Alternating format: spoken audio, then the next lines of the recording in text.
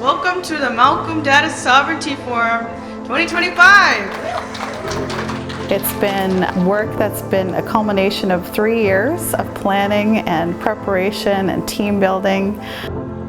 This event in particular, it allows our communities, our stakeholders, our knowledge keepers, our leaders to be aware. I felt like it was super important for us to introduce ourselves, introduce why we do the work that we do, how this work functions, what we've done in the past, what we want to do in the future, what the future looks like. I don't use the word data when it comes to working with our communities. I call it living knowledge. So the most important way of storing our living knowledge is to make sure that we pass it down orally, traditionally, through language, through our ways of being and knowing. So if we can do that first, that's the best way of storing our knowledge, living knowledge. And then anything that has to do with corresponding knowledge that is non-Indigenous, that we call data, should be stored in a way that's responsive to the needs of how we store the living knowledge. Now, all these different perspectives too I see, and that's very much inherent in our culture. Without questioning the integrity, you're not really questioning the integrity of something.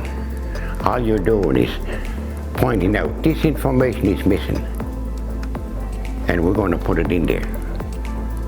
And that information has to be from us, from the Mi'kmaq people.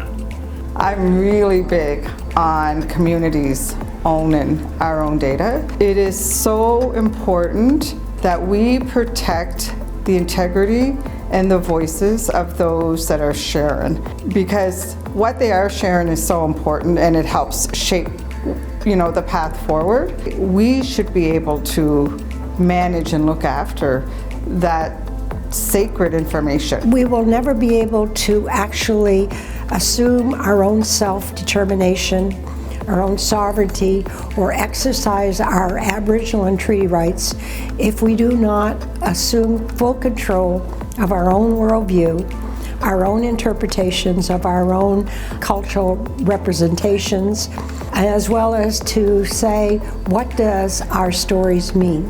And I think that it's time for us to control, to manage, and to utilize our own knowledges for our own benefit and for our own communities and for our future.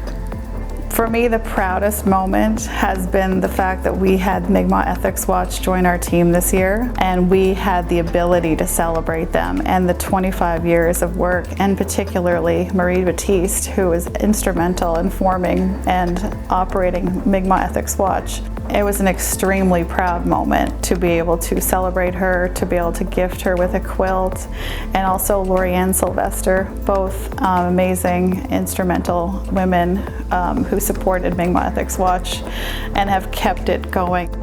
We need quality information so that we can make quality decisions. And that's really it, right? We can't effectively govern our nations if we are not effectively governing information. And if the information is not quality information, we will not be able to make quality decisions. So it's a holistic circle that we always used to get right. More and more are demonstrating that we can lead in these spaces and others can learn from us. We talk a lot about sovereignty and self-governing in healthcare and in education, for example, or child welfare, but data sovereignty is a little bit of a gray area still. Spreading that awareness and the importance of it and the beauty of it when it comes to Wilmnogue is fantastic, and I feel like this forum here is setting that tone.